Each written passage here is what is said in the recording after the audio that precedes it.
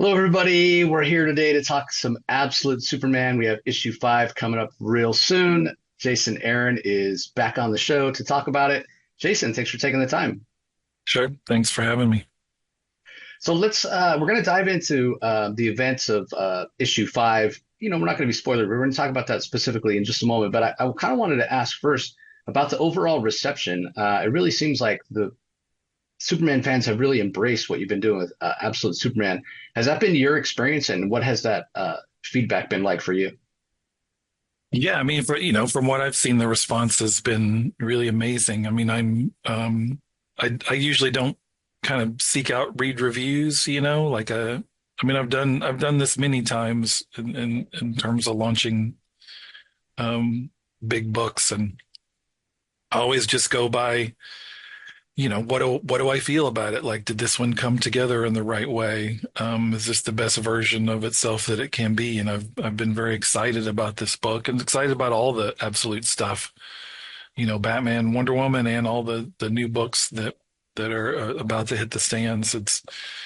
I think it's a cool, really cool initiative to be a part of. It's one of those things when those things are at that kind of setup is at its best. What somebody else is doing on another book excites you and pushes you to kind of up your game, and it feels like we're all kind of having that influence on each other. So I always just kind of go by that. And then when the book's out, you can't really control that part of it. What whether it sinks or swims or people love it or hate it or whatever. That's always going to be what it's going to be. But I mean, from everything I've seen, people seem really, really excited about all of the Absolute books. It feels like Absolute Superman is a book that does seem to have pleased people who are longtime Superman fans, plus people picking it up who usually don't read Superman.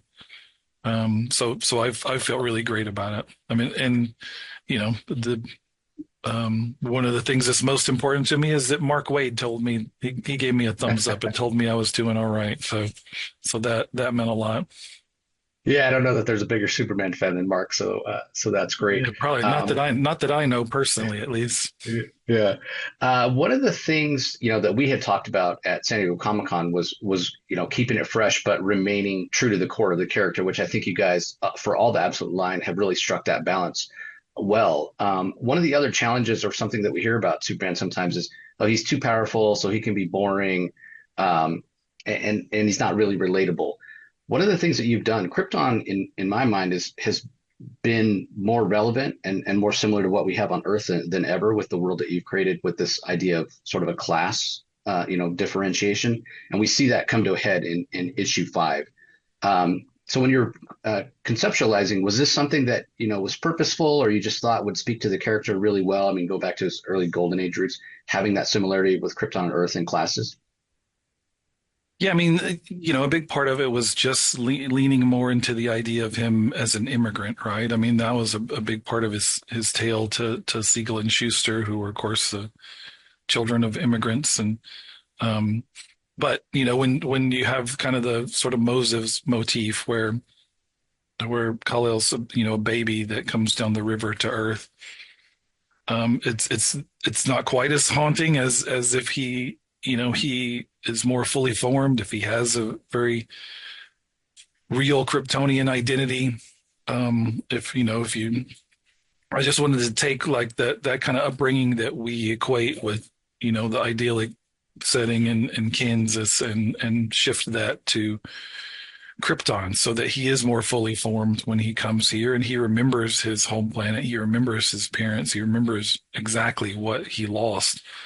Um, and he's the only person who remembers it. He is very much the last son of Krypton, and when he comes here, he is, it's not as simple a journey as he crash lands and is instantly embraced by this loving family and grows up happily ever after. Like his path is a lot darker, and he's always searching for connection, searching for what he's lost, searching for family, and for 5 years, when the book starts, he's been looking for that and not being able to find it. So it just puts him in a much different position when events get rolling and he kind of steps out into the spotlight. So it was really about all that, but I think the heart of it is just leaning into, again, going back and looking at what did this character mean in 1939? What did it mean to the two guys who created him, and just leaning into that idea in a more modern setting. Yeah, and speaking of that, going back, when kids were first discovering Superman, when he was, first appeared and what have you, and a bit mysterious because he hadn't been around for decades, you didn't know. I never thought in my lifetime I would get a chance to experience that sort of mystery with Superman, because he's a character that's been around so long. But you mentioned, coming here and having a family right away, raised by loving parents, what have you.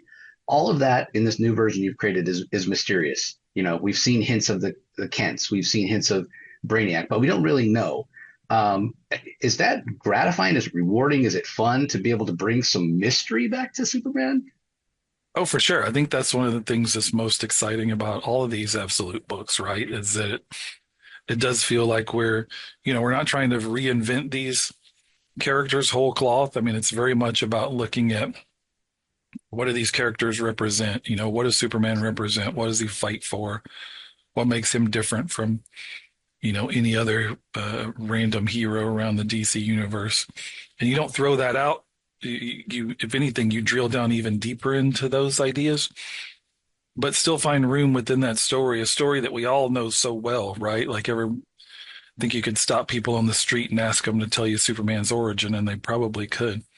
So how do you do that story in a way where you can still surprise people? Like we still get to some of the same places you think we might get to in terms of his origin and what he does and why he does it. But you can find new and exciting ways to make that journey. So that's been my kind of mandate with this opening arc, really first couple opening arcs in my mind, kind of the first year, maybe a little bit more of this book is really one big arc, is sort of one big origin story for Kal-El and for Superman. So um that has all been my mandate of like fight, the tell a story that we've heard a million times, but tell it in a way that hopefully surprises people.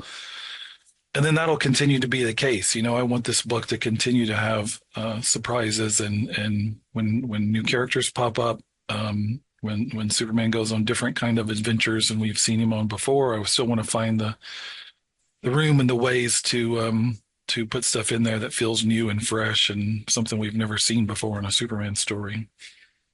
Yeah, I mean, you're definitely accomplishing that. And again, that sense of mystery that's there is so cool. I think back to like the early days of Wolverine, where we didn't know, all the answers, unlike now. Specifically for issue 5, as I said, we get this, we see firsthand kind of the class war on Krypton kind of come to a head as the planet is, heading toward destruction and what have you. So those are really powerful moments. Your artist on the series, Rafa Sandoval, has done a fantastic job. As you've gone on, going from that first issue now, issue 5, and I'm sure you're, much farther down the line working on issues. Has that collaboration changed at all? Has it become a little easier for you guys back and forth as you've kind of learned each other's kind of workflow and tendencies? Yeah, I mean, yeah, I hope so. Hopefully Rafa would say that. I mean, I think he's someone who certainly has way more experience working at DC and working in particular on Superman than I do. I'm sort of the new guy who's just shown up. But Rafa has been very excited from the get-go to do this new version of Superman, to get to design the costume, to get to change his powers in some ways, to get to design a new look of Krypton. And I think everything we've been trying to do is sort of some references and some things we're pulling from the past, even going back to the golden and silver age, while also mixing it with stuff that feels fresh and new. So I think Rafa's been doing that from everything from, designing Superman's costume to his parents and the look of things in Krypton, to the look of Smallville and Kansas that we'll get to soon, to the look of this new version of Brainiac, which you've kind of only seen in glimpses so far, and you'll get a full look at him in issue 7. So yeah, I think Rafa's been killing it, and only I think getting better and better still with every issue. Yeah, he's so fantastic at balancing that action with emotion because this is an emotional story. You mentioned, well, we talked about the similarities in class between Krypton and Earth, and you talked about how this is a Superman that remembers, the tragedy on Krypton, and he carries that around in his face. Same thing with Lois and her journey. So yeah, I think Rafa's been really great at balancing the action with the emotion. From a scripting standpoint and a plot standpoint, is that something that you're aware of and conscious of as well to make sure you're striking the correct balance? Yeah, for sure. I mean, I think similar to when I was working on Thor, right? Like you said, one of the what people perceive as a challenge of a character like Superman is he's so strong and so powerful, and how do you present him with challenges? Some of that is just leaning into the heart and the emotion of it, right? Like things that hurt Superman don't have to be things that physically punch him in the face, right? Same with Thor. So and I mean, this version of the character, at this point in the book, is still really raw and inexperienced, and his powers are very much still developing. I mean, he's only been here for 5 years, so it's 5 years of absorbing solar energy. So he's still somewhat a baby in terms of Superman's, power level terms, but it's growing kind of with every issue. And then he's also so much angrier and rougher around the edges than any version of Kal-El we've seen before. And I always thought of him as a little bit Mowgli, where he's a little bit the wild boy of the Hmm. jungle, which pretty much say in issue one, and long hair kind of hanging down in front of his face, almost like a mask or a shield at times, and a different kind of aspect of his personality, and that instead of there being this very clear distinction between Superman and a more meek kind of Clark Kent persona, they're the same guy. They're all tangled up together. He can go back and forth between those two aspects depending on situations. Like he's a very shy, awkward kid at heart, but when he's Superman, when he needs to be Superman, he can flip that switch and be that guy. So that part of it to me is probably the thing that's the most exciting about him, beyond, even more than just trying to figure out new ways to show his powers, and seeing him throw around tanks and fighting the kind of bad guys he's going to be fighting in this next arc. It's just exploring who this guy is in a different sort of way, in a way that I think still honors, what we know about Superman mythology, which is to me, the greatest mythology that exists in comic book history, right? Is Superman's. So you want to honor that, and take what resonates with people from that, but to do it in a way that feels fresh and new, and to me makes in some ways makes a lot of sense. That this is who this guy should be. He's not pretending to be anybody. Everything he does is completely genuine. Yeah, and that's one of the things that's clicked so well.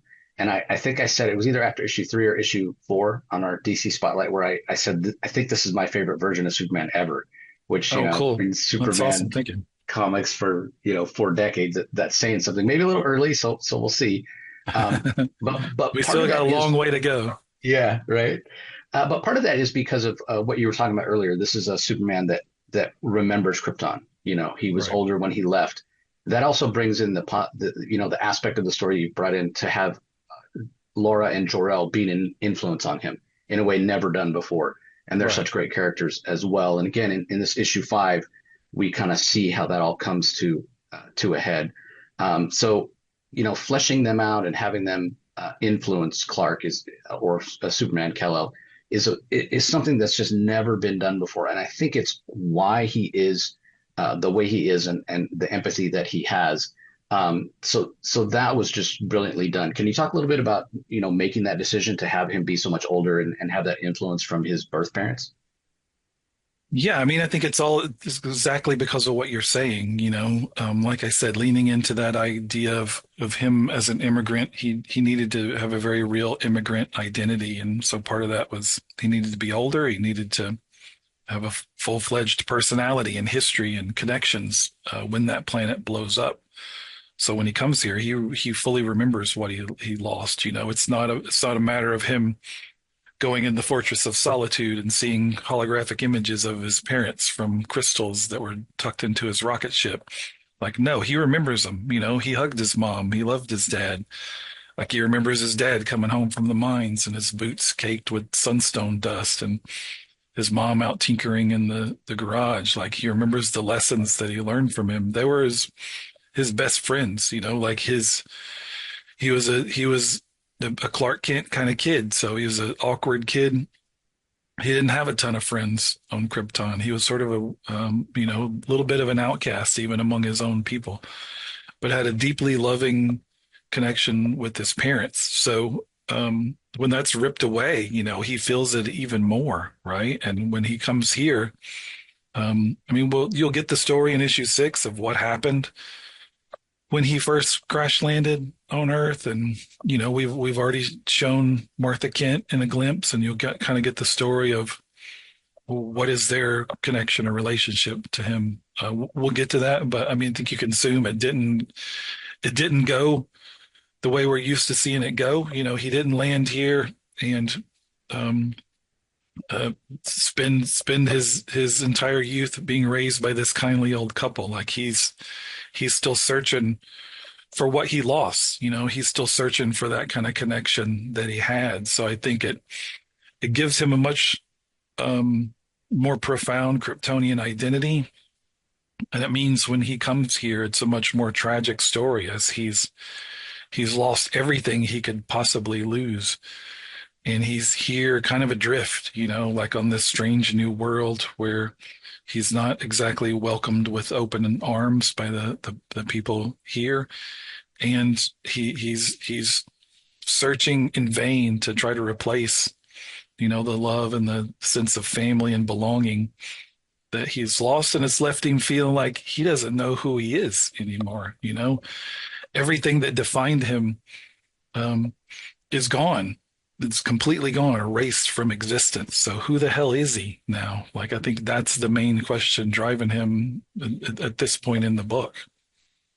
Well, I love that that's the case, and we definitely see that so far in the story. But the other thing is that sort of maybe he's not aware of it, but we see it. That who he is this man of integrity and empathy that cares about everybody, as Laura and Jor-El taught him. Which no question, I might not be sure if it's my favorite version of Superman, but by far my favorite version of his Kryptonian parents ever, because he learned those lessons and he's carrying Right. them with him, and I think that's fantastic. Absolutely. Uh, And we will see those moments explicitly. Like we will see when Kal-El has moments where he's sort of wrestling with, I don't know what to do in this situation. He'll flash back to Krypton and remember, like, what did my mom tell me about situations like this? What did I learn from my dad that could help me here? So we will see exactly that of him still carrying them with him and remembering exactly what they taught him. yeah, it's fantastic. Well, as we're winding down here, Jason, anything else you want to share about the book, specifically issue 5 or the series overall? Well, I feel very grateful for the response to these books and how fans have embraced them, embraced the whole Absolute line, how retailers have embraced them. Sales have been great. The response has been great. I'm having a blast. It still feels like we're just getting started, not just on Superman, but on all these books. So, I plan on being here for a long, long time, and I've got a lot of plans for this first mega arc and then for what comes after. And all of us working on these Absolute books are also talking a lot behind the scenes about how do we start to cross these over? How do we start to, um, weave the threads of these various books together into a cohesive universe? And I'm really, really excited about all the stuff we're talking about there. I think it'll be similar to what I've said about kind of our mandate on each of these books. I think the mandate is the same in terms of building a more cohesive absolute universe, and we want to do it in ways that still feel fresh and new and exciting and unexpected. Fantastic. Well, everybody, Absolute Superman issue 5 in comic shops on March 12th. Be sure to jump on and enjoy the ride. Thanks so much, Jason. It's been a real pleasure. Sure. Thank you.